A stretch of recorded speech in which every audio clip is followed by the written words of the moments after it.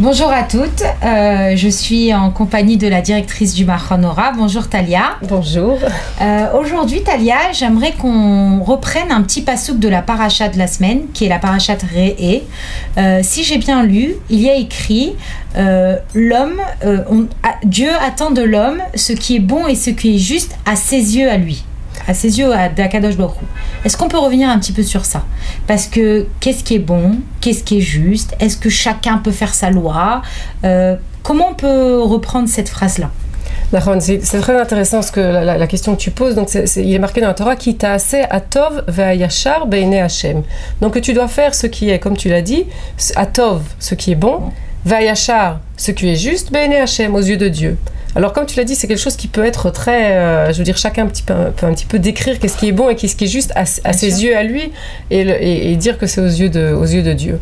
Je crois que c'est un passouk d'abord qui nous apprend quelque chose qui est fondamental au niveau de la façon dont on regarde ce que Dieu attend de nous.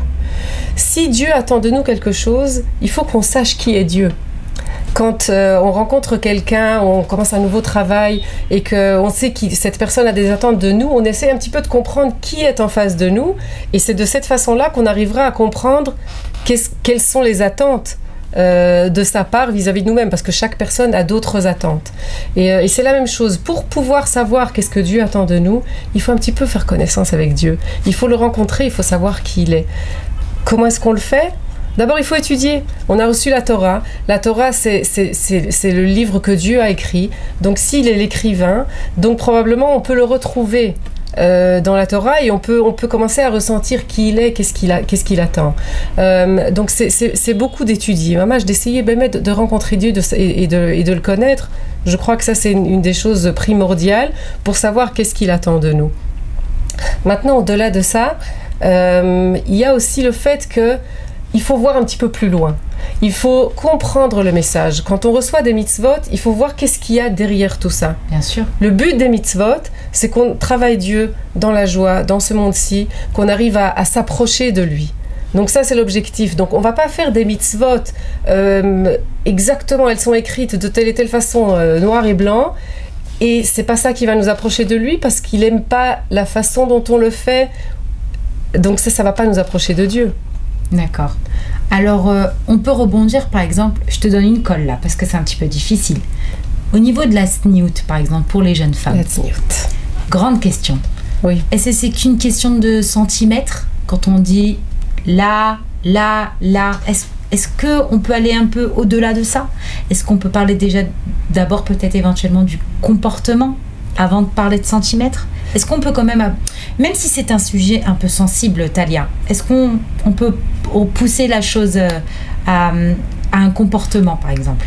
Je crois que la sot atov ve'ayashar, de faire ce qui est bon et juste vis-à-vis de Dieu, aussi au niveau de la tsniout, c'est aussi ça. C'est de comprendre qu'est-ce qu'il y a derrière toutes ces halachot. Pourquoi est-ce que les Talmidei Chachamim nous ont donné ces halachot? Il y a en effet des halachot de centimètres qui sont là, et c'est la halacha, mais il faut comprendre bien plus au-delà de là pourquoi ces centimètres ont été érigés comme ça.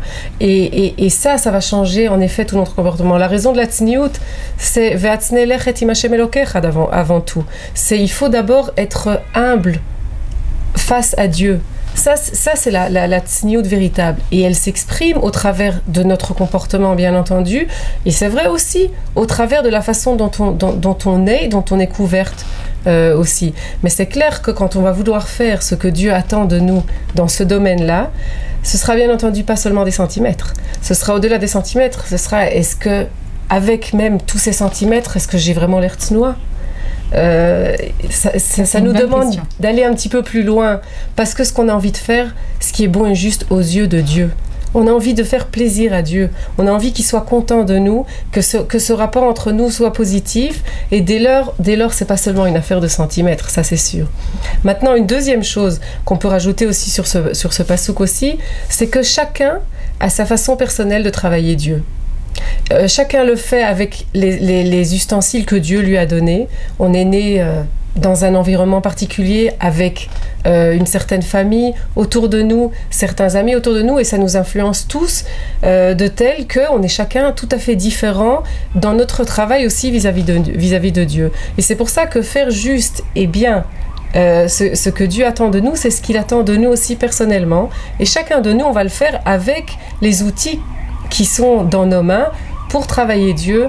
Donc, et de ce fait, quand on travaillera Dieu, chacun de nous, avec les ustensiles, les outils qu'on a reçus et qu'on a développés aussi nous-mêmes, c'est comme ça qu'il y aura cette relation avec Dieu, cette relation positive, et qu'on arrivera à être, comme on dit, dvukim b'Hashem, dvekim b'Hashem, accolé à Kadosh Baruch Hu, et c'est pour ça qu'on est venu dans ce monde.